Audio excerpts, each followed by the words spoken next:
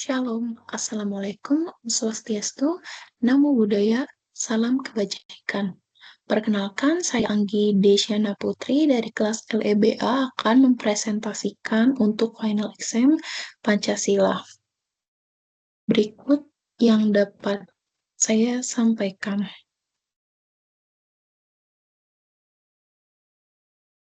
Yaitu latar belakang sosial ekonomi terhadap akses pendidikan berkualitas berdasarkan sila kelima Pancasila.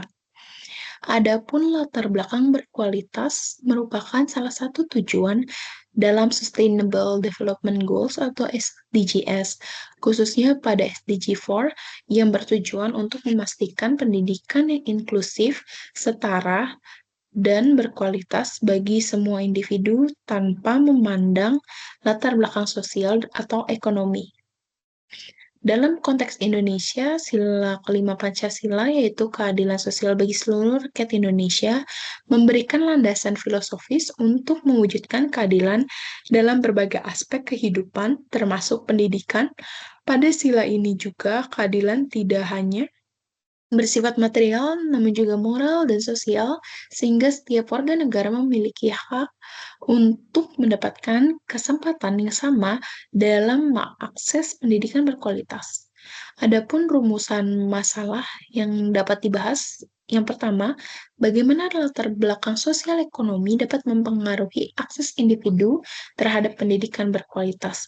Kedua, apa dampak dari ketimpangan akses pendidikan terhadap pengembangan potensi individu dan kesetaraan sosial. Yang ketiga yaitu bagaimana faktor geografis dan budaya dapat memperburuk ketimpangan pendidikan terutama di daerah terpencil. Yang keempat, apa langkah-langkah strategis yang dapat dilakukan untuk mengurangi pengaruh latar belakang sosial ekonomi terhadap akses pendidikan. Adapun hasil temuan yang didapat di lapangan, di mana faktor sosial ekonomi dapat mempengaruhi seseorang apakah bisa mendapatkan pendidikan yang baik atau berkualitas. Seperti contohnya biasanya sekolah yang biaya pendidikannya mahal dapat menunjang fasilitas pendidikan yang lebih baik. Di samping itu juga tidak hanya meratanya pendidikan berkualitas di Indonesia, hal ini menggambarkan sila kelima Pancasila tidak terimplementasikan dengan baik. Di Indonesia sendiri, terutama di daerah perkotaan dan daerah-daerah terpencil seperti daerah 3T, memiliki kesenjangan yang cukup signifikan, terutama di dalam bidang pendidikan. Hal ini dapat terlihat bahwa ketidakadilan yang ada di lapangan. Selanjutnya, solusi pemerintah yang dapat diberikan untuk mendapatkan pendidikan yang berkualitas, yang pertama yaitu pemerintah harus memberikan infrastruktur pendidikan yang merata, tidak hanya di Jakarta, namun di daerah lainnya, seperti di daerah terpencil atau daerah 3T. Yang kedua yaitu kewajiban bagi seluruh masyarakat Indonesia untuk menjalankan pendidikan dasar hingga jenjang SMA dengan gratis. Wawasan masyarakat Indonesia harus lebih berkembang untuk mencapai pendidikan yang berkualitas. Yang keempat yaitu kontribusi seluruh masyarakat Indonesia untuk mencapai pendidikan yang berkeadilan dan berkualitas. Adapun refleksi pribadi dari saya sendiri sebagai mahasiswa yang belajar di lingkungan perkotaan, yaitu Jakarta dengan akses pendidikan yang cukup baik, saya menyadari adanya bahwa saya merupakan kelompok yang cukup beruntung.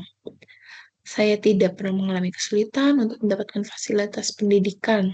Namun berdasarkan yang terjadi di lapangan, saya mulai menyadari adanya kesenjangan yang sangat nyata antara saya dan teman-teman di daerah lain Dan hal ini membuka wawasan saya juga bahwa akses terhadap pendidikan berkualitas di Indonesia masih sangat dipengaruhi oleh latar belakang sosial dan ekonomi yang secara langsung bertentangan dengan sila kelima Pancasila. Selanjutnya, ketimpangan ini terjadi di beberapa daerah dan masih banyak anak yang harus berjalan jauh ke sekolah, belum lagi kualitas fasilitas serta guru yang tidak memadai. Di sisi lain juga banyak warga kota itu yang abai terhadap kenyataan tersebut. Saya menyadari juga sebagai bagian dari generasi muda, saya memiliki tanggung jawab moral untuk tidak hanya menikmati pendidikan yang saya dapat, tapi juga dapat membantu memperjuangkan agar pendidikan yang saya dapat eh, bisa diakses oleh seluruh orang. Hal ini dilakukan dengan menyebarkan kesadaran melalui sosial media, mendukung program pendidikan seperti donasi atau membuat solusi teknologi. Hal ini membuat saya melihat Pancasila tidak hanya sebatas teori, namun sebagai prinsip hidup yang harus diwujudkan dalam tindakan nyata. Keadaan sosial bukan hanya tugas pemerintah, tetapi panggilan kita seluruh warga Indonesia, termasuk saya, dalam agar bisa bergerak dalam kesadaran itu. Saya yakin ketimpangan pendidikan perlahan bisa dikurangi dan cita-cita SDG 4 serta sila kelima Pancasila bisa tercapai bersama. Demikian yang dapat saya sampaikan melalui presentasi ini. Terima kasih.